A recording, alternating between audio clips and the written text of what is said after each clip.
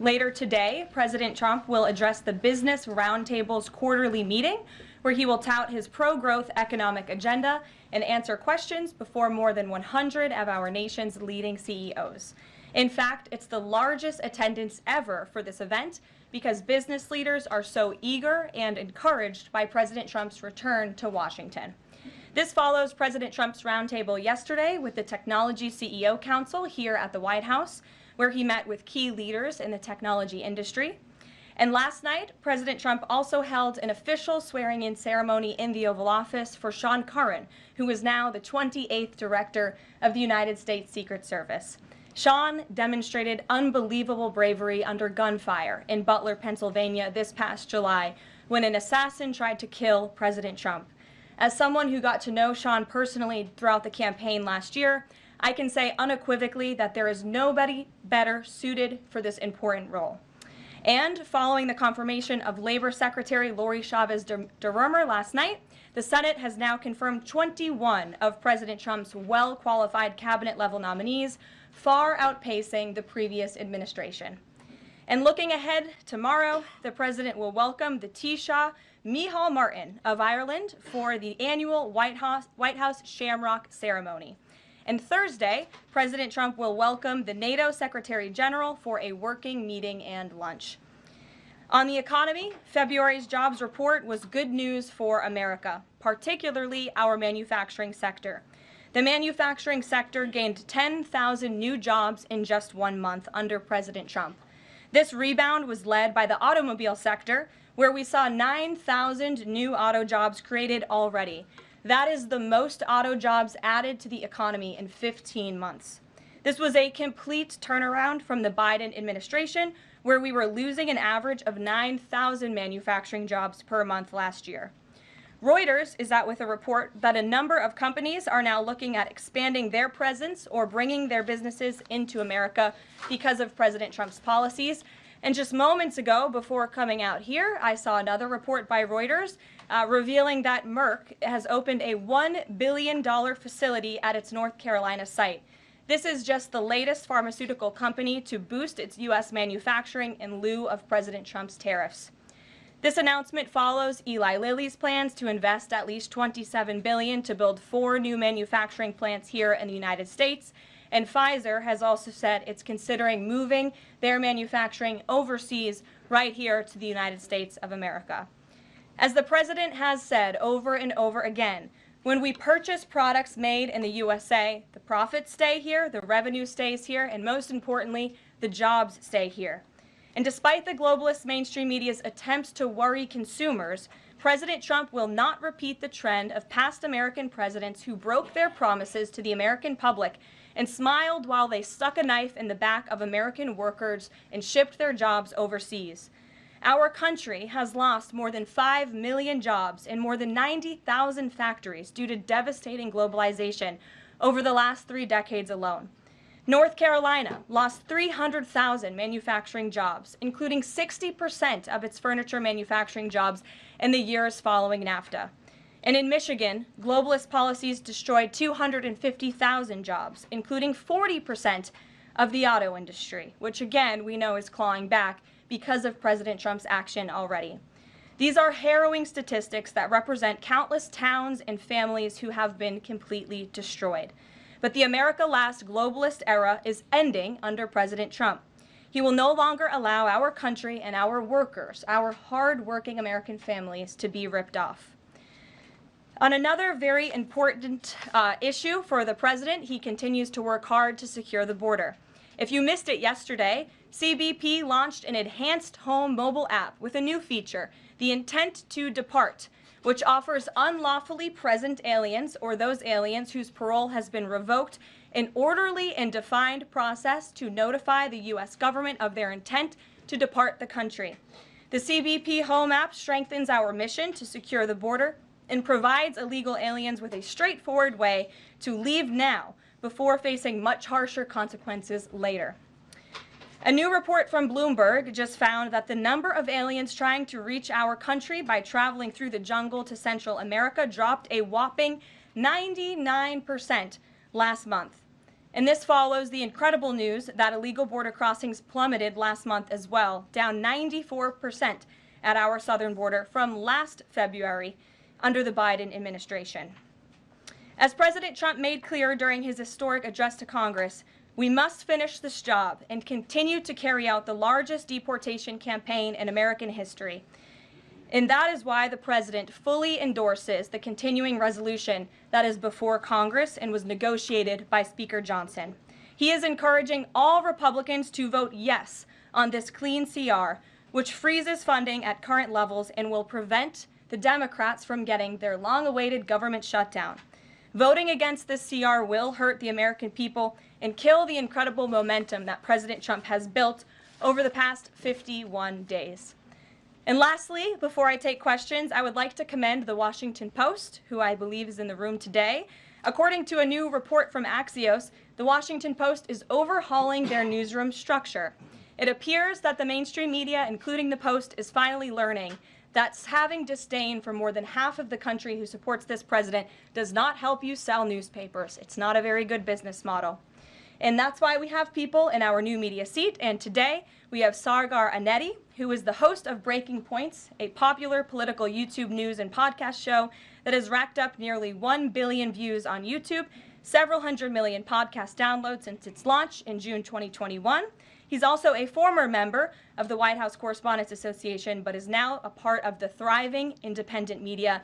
We're very happy to have you with us here today. Why don't you kick off our briefing? Thank you. Really appreciate you having me, Caroline. A couple of questions for you, if I may. First on the stock market. So currently it's the 25th anniversary today of the dot-com bubble crash. There's a lot of concern for a lot of Americans right now about the state of the economy. President Trump has refused to rule out a recession. Secretary Lutnick, however, has told us there will not be one. So can the White House just tell and assure Americans today that there's not going to be a recession? Well, there's a lot to unpack there. So let me start by saying that, first of all, when it comes to the stock market, the numbers that we see today, the numbers we saw yesterday, the numbers we'll see tomorrow are a snapshot of a moment in time. And as President Trump has said, and I'm here to echo the remarks of this president of this White House, we are in a period of economic transition. We are in a period of transition from the mess that was created under Joe Biden in the previous administration. Joe Biden left this country in an economic disaster. Several statistics to point out. The delinquency rate on credit card loans increased 63% under Joe Biden, hitting a near 12-year high. Under Joe Biden, all net job growth went to foreign-born Americans. Real wages declined by 1.5% under Joe Biden. And as we all know, and this administration continues to combat, prices soared more than 20% under Joe Biden because of his reckless spending and economic policies. So we are in a period of transition from that economic nightmare under a president who had no idea what he was doing, never held a private sector job in his life, into a golden age of American manufacturing under a businessman and a deal maker in chief in President Donald J. Trump, who is implementing the formula that we know works. Look at President Trump's results in his first term. If people are looking for certainty, they should look at the record of this president. That's why the American people re-elected him back to this office. And look at everything that President Trump has already done and his team has already done in just 51 days. The massive efforts to deregulate. Tax cuts, which we need Congress to pass the Trump economic agenda, the Trump tax cuts, which will unleash economic growth. And the president also addressed this directly, I will point out as well, when you look at what he said on Air Force One. And he said he wants the American people to have so much money in their pockets they don't even know what to do with it. That's the intent of this administration, and we're working very hard every day on that goal. Second question on the CR. So President Trump came out today in a primary challenge against Congressman Thomas Massie. Congressman Massie's been a supporter of DOJ. He's been a supporter of Make America Healthy Again. What kind of message is this White House sending against a congressman who's sticking up for principles that he's long held in the chamber and voting against continuing resolution and spending? I think the president has made it very clear that he believes it's critical for conservatives and Republicans, and frankly all members of Congress, to get behind this continuing resolution to keep the government funded. The president wants to continue the momentum that he has built over the last 51 days. In order to keep the government funded, we got to keep moving with these deportations, and he believes that everybody needs to get on board with this bill. He's been active in this process. He's been making calls to get this over the finish line, and we're urging every Republican, and Democrats too, to do what's right for the American public to prevent a government shutdown. Just the last question here on Mahmoud Khalil. Does the administration believe that it needs to charge a green card holder with a crime to be eligible for deportation?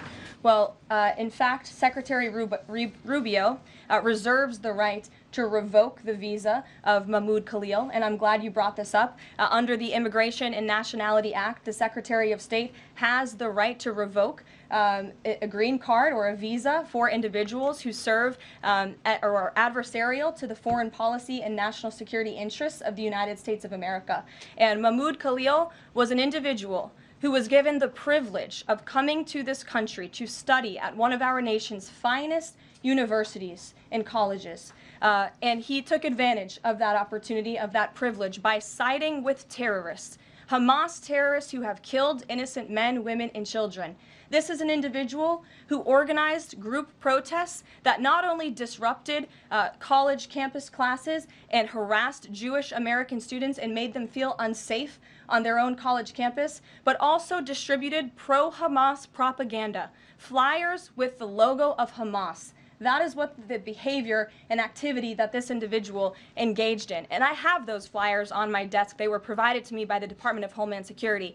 I thought about bringing them into this briefing room to share with all of you, but I didn't think it was worth the dignity of this room to bring that pro-Hamas propaganda. But that's what this individual distributed on the campus of Columbia University. And this administration is not going to tolerate individuals having the privilege of studying in our country and then siding with pro-terrorist organizations that have killed Americans. We have a zero-tolerance policy for siding with terrorists, period. Peter Ducey.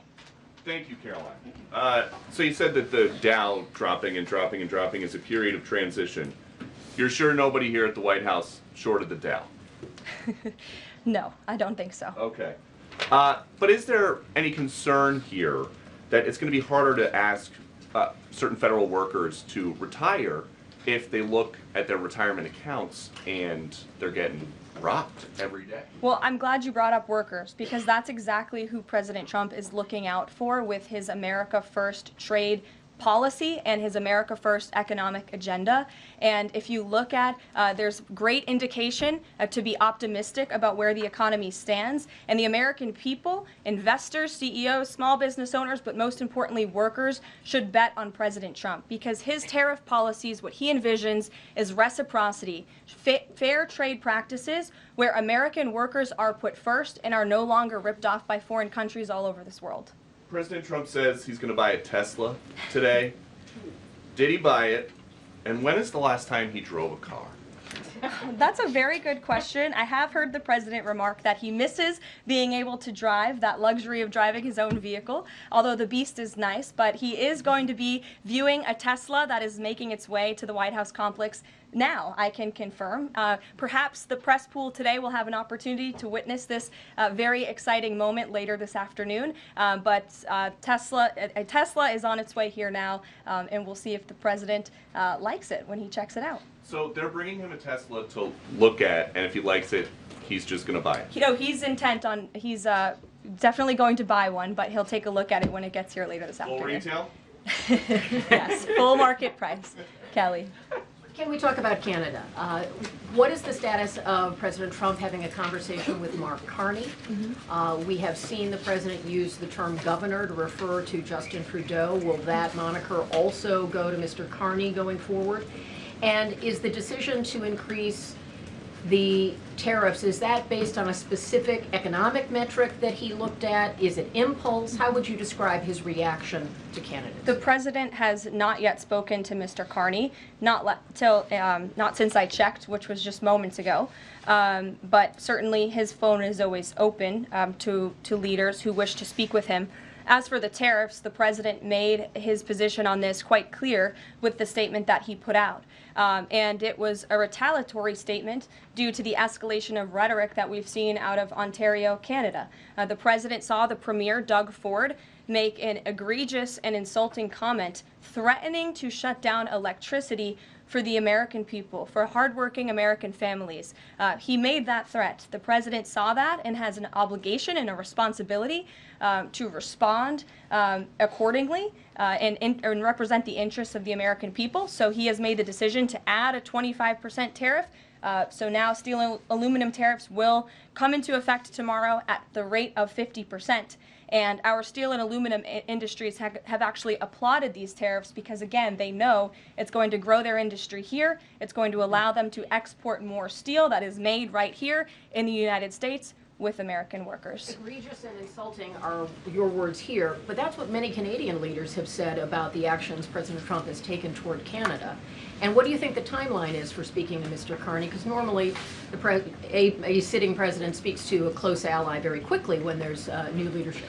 Well, the president is, again, responding to the fact that Canada has been ripping off the United States of America and hardworking Americans for decades. If you look at the rates of tariffs across the board that Canadians have been imposing on the American people and our workers here, it is egregious. In fact, I have a handy-dandy chart here that shows not just Canada, but the rate of tariffs across the board. If you look at Canada, since you brought it up, American cheese and butter, nearly 300% tariff. You look at India, 150% tariff on American alcohol. You think that's helping Kentucky bourbon be exported into India? I don't think so. 100% tariff on agricultural products from India. Look at Japan, tariffing rice, 700%. President Trump believes in reciprocity, and it is about dang time that we have a president who actually looks out for the interests of American businesses and workers. And all he's asking for at the end of the day are fair and balanced trade practices, and unfortunately, Canada has not been treating us very fairly at all over the past several decades. To the woman in the purple, because I saw you were making a face at my previous answer, so what's going on? Well, actually, I have a couple of questions. At the core of pro-Palestinian protests on college campuses and elsewhere is a demand to end the war in Gaza, a goal that this administration actually supports and has pursued. So why has this not been acknowledged or highlighted even? Because these colleges and these protests have again put out Hamas propaganda. The flyers that have been distributed call for violence. The flyers that have been distributed have the logo of an organization that has held Americans hostage, that murdered innocent babies, that murdered men, women, and children. They are a designated foreign terrorist organization, and we are not going to tolerate non-citizens, foreigners who come here on a visa engaging in such behavior, siding with terrorists. And the Secretary of State reserves the authority to revoke the green card or the visa of an individual who serves as an actually it says right here, reasonable grounds to believe that the alien's presence or activities in the United States would have potentially serious adverse foreign policy consequences to the United States. And I think siding with Hamas makes that quite clear. Secretary Rubio exercised that authority, and we fully believe that we are going to move forward with more arrests, as President Trump previewed in his statement yesterday. Ed. Yeah, thanks. Go ahead. Caroline. So are there conversations between the administration and the Canadians going on over this tariff? Because the Ontario Premier says the next step is to cut off electricity to the U.S. And the president put out a statement after seeing those comments and said that it would be there would be grave consequences imposed on Canada if they think about shutting off electricity for the United States of America and our citizens. And the president is also determined to ensure that we are depending on American electricity, not the electricity production of foreign nations, including our allies in Canada. As for conversations, there is continued correspondence between the president's team, particularly Secretary Lutnick, and the Canadians as well. And in the market reaction, how do you sell to the American people then after they're looking at what's happening in the markets this week and say that the tariff policy long term is something good? Well, just think about what the tariff policy long-term will do for our country. I think many of us probably grew up in small towns. I know at least I did, and the main street in my small town looks a heck of a lot worse than it probably did decades ago before I was alive. At least my parents and grandparents tell me so. And I know many Americans feel that same way. What the president envisions for this country is for the United States of America to be a manufacturing superpower where there are American factories and businesses owned by Americans, producing goods that we are exporting to the rest of the world. Those revenues will stay here. It will increase wages for people here in our great country. It will ensure our national security, and it will boost the morale of the American people to have thriving industries again. Think about Detroit, Michigan. Think about North Carolina, as I mentioned, that used to have a thriving furniture industry that no longer exists because of the globalist trade policies of previous and past administrations. And the American people gave the president a tremendous opportunity to restore American greatness and restore our manufacturing dominance, and he's intent on doing just that. John. Thanks a lot, Caroline. Two questions for you. First, on the CR, you put up on the screen the president's message to Republicans to support this continuing resolution. Is there outreach to Democrats? Because what we've seen since the beginning of the fiscal year is that in order to get a continuing resolution, you need bipartisan support and you need compromise. Well, right now, we are focused on House Republicans and on the House, because that's the first step, as you know, John. And so the president has engaged in correspondence with House Republicans, whipping votes and getting them to a yes, which I understand has been pretty successful this morning thus far. And so, again, the president is encouraging Republicans especially, but again, as I said, all members of Congress to vote to continue funding this government so we can continue the business of the American people, which elected President Trump to do. And then on financial markets, we've seen this decline yesterday. We see it today as well. It seems that the read on the president's policies is one in which they do not have confidence in his trade tariffs policy. They do not have confidence in what the president said to Fox News over the weekend, that he didn't rule out the idea of a recession. What is your read in terms of the decline that we've seen over the last week and a half in financial markets? Well, I think there's actually a lot of reason to be confident, and many people do feel confident. Just look at the nearly $2 trillion in private investment that this president has secured. Look at the comments made by the CEO of Apple, one of the biggest companies in this world, who said that he is bullish on the future of American innovation under the leadership of President Trump. Look at CEO confidence. According to the Conference Board measure of CEO confidence, in Q1 2025, under the leadership of this president, it jumped to its highest level in 3 years, from cautious optimism to confident optimism. If you, again, look at the $2 trillion in investments from some of the biggest companies in the world. Look at the jobs report last Friday, as I also cited in my opening remarks. Fox Business reported that Trump sees a manufacturing boom in first full jobs report of his second term. Look at the auto jobs that have already poured back into America. We added 9,000 new auto jobs. Those are sticky jobs. Those are good paying jobs. That's 9,000 American families who will now be able to live the American dream because of the policies of this administration. You also look at small business optimism. The NFIB put out a report this morning. Small business optimism continues to be far higher than it ever was under the previous administration. There's a lot of reason to be optimistic. And again, the American people, CEOs and people on Wall Street and on Main Street should bet on this president. He is a deal maker, he is a businessman, and he's doing what's right for our country. He wants to restore wealth to the United States of America. Michael, good to see you. Hey, Caroline, thank you. Two questions, if I may. Will the administration be providing any relief to states affected by the Ontario power tariff? Well, the president has made it very clear that Canada would be very wise not to shut off electricity for the American people, and we hope that that does not happen. As for what would happen if that does take place, I'll leave it to the president to make those decisions. Does President Trump share the Justice Department's concern over rising egg prices and possible collusion of big egg?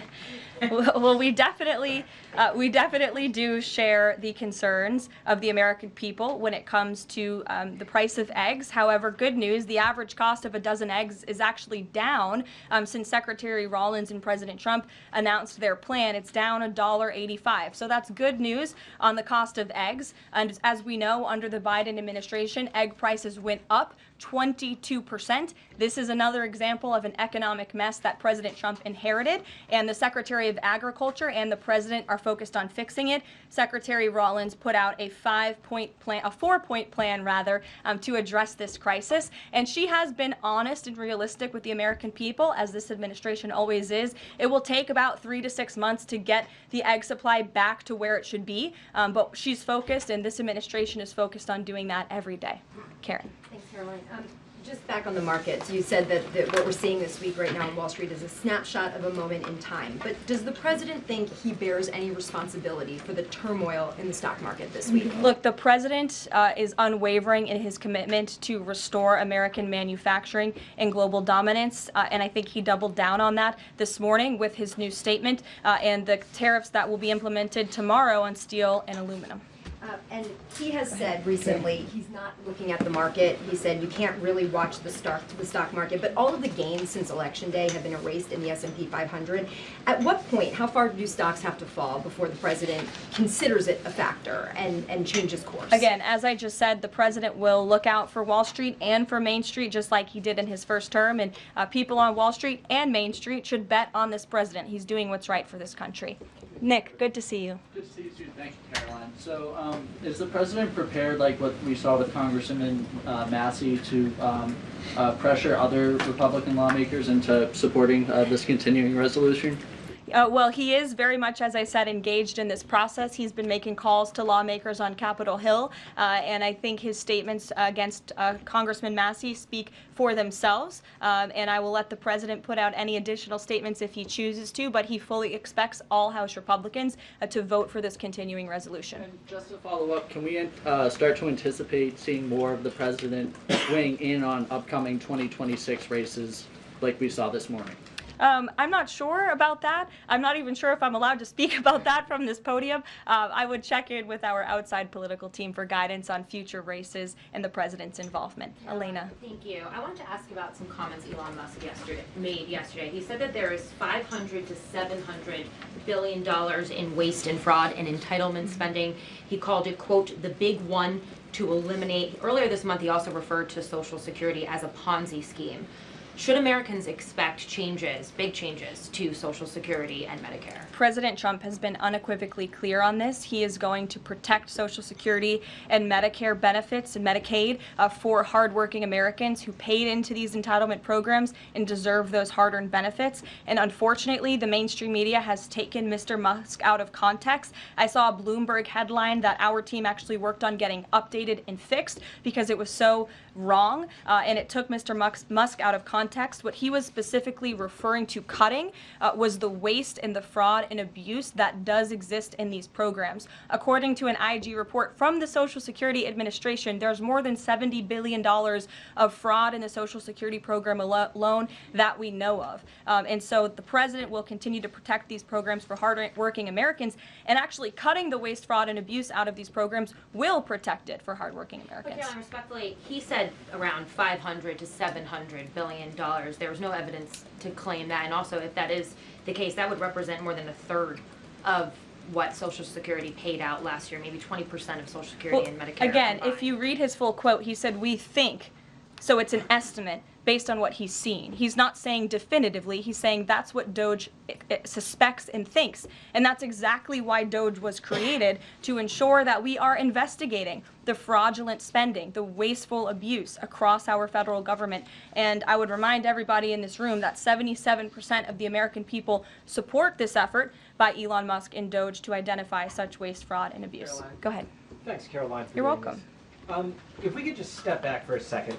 When President Trump last addressed the BRT when he was on the campaign trail, his big push was on tax cuts.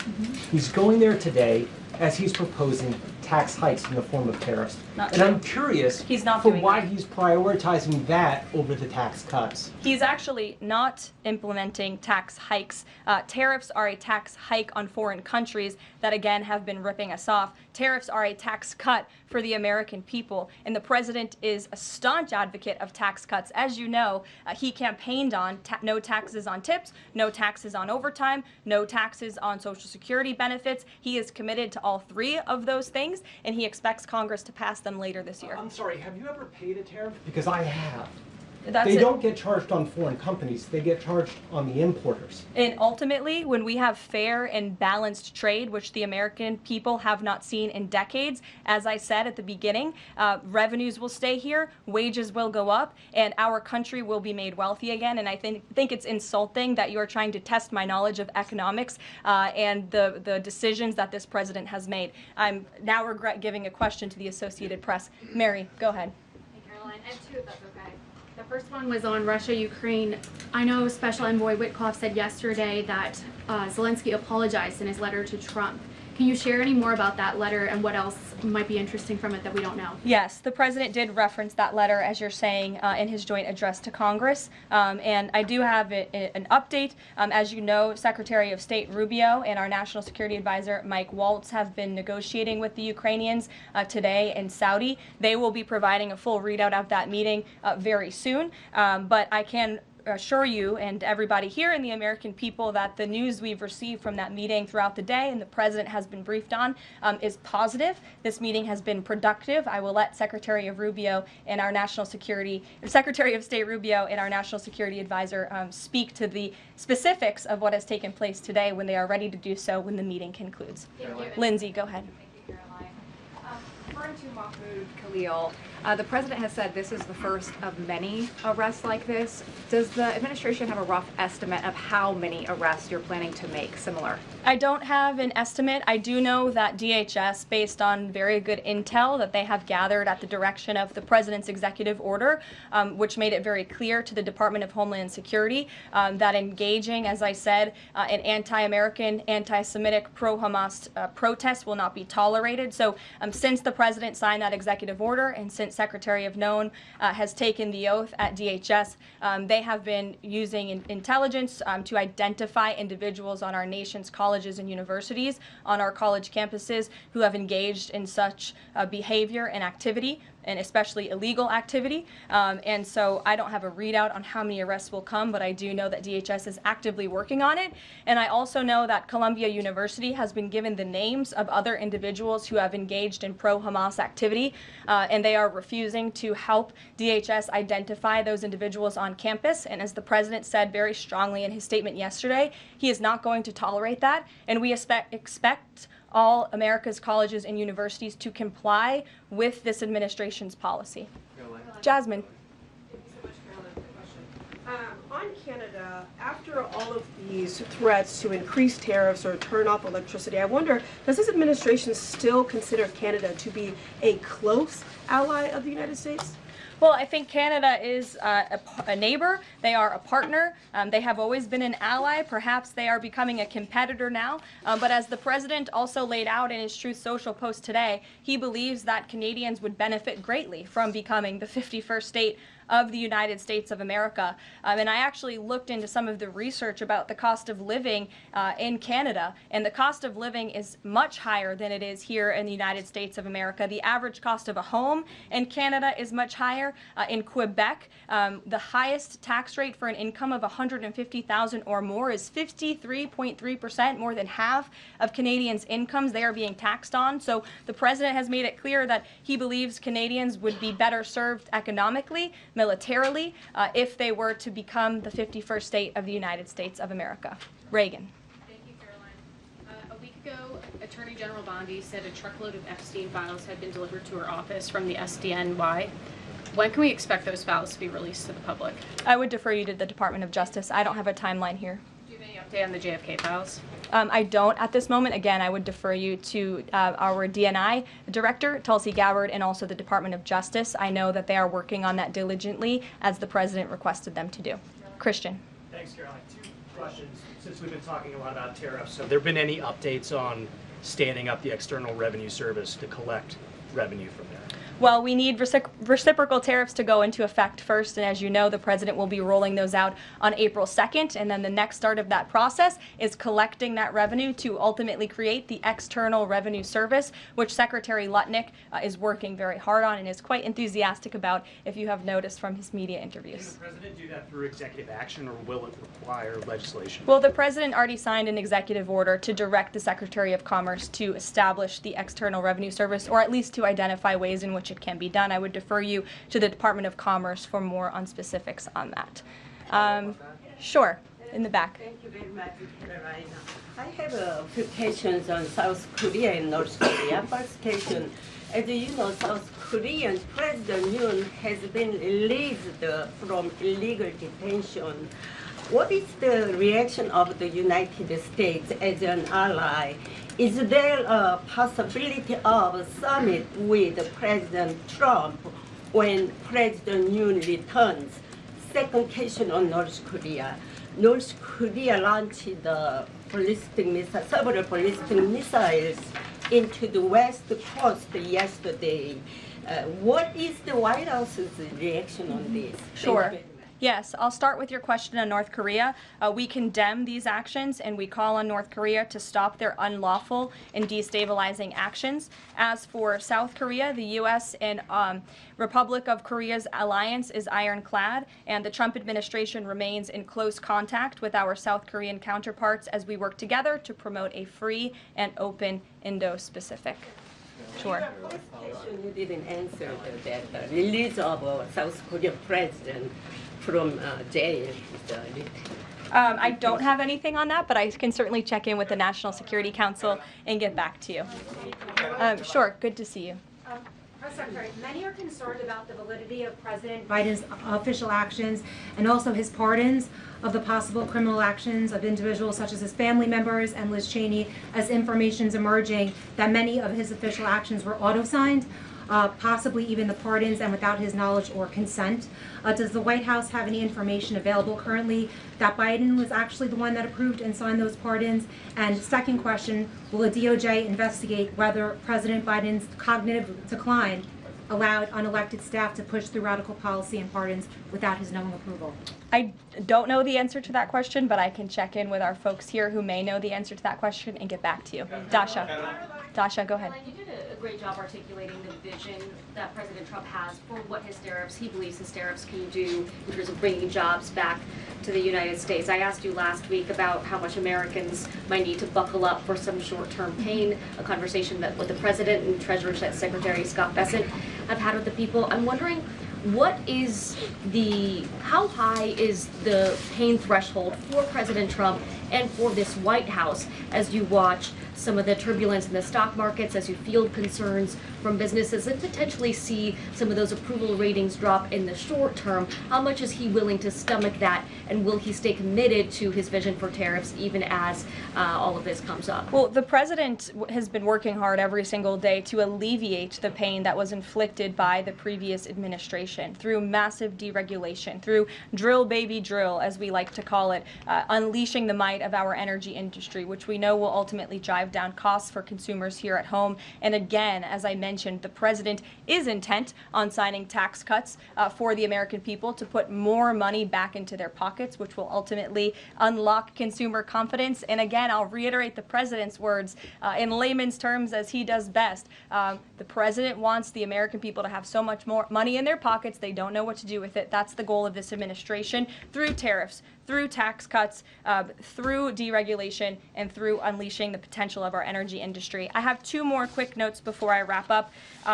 April 28th, I can confirm that the Philadelphia Eagles will be here at the White House to celebrate their Super Bowl victory. I know there was a lot of fake news about an invitation that wasn't sent or was sent. We want to correct the record. We sent an invitation. They enthusiastically accepted, and you will see them here on April 28th. And lastly, on a sad note, I would like to express our condolences to Fox News and to the entire Fox family who did lose a cameraman, Craig Savage, who passed away at 61 years old killed recently, a very tragic death, an individual who was a great man and covered this building for many, many years. So the entire press office, the communications office here wants to express our condolences with his family and also with Fox News. And I'll see you guys later. Perhaps you'll see the president in a Tesla later this afternoon. Have a good one. Thanks.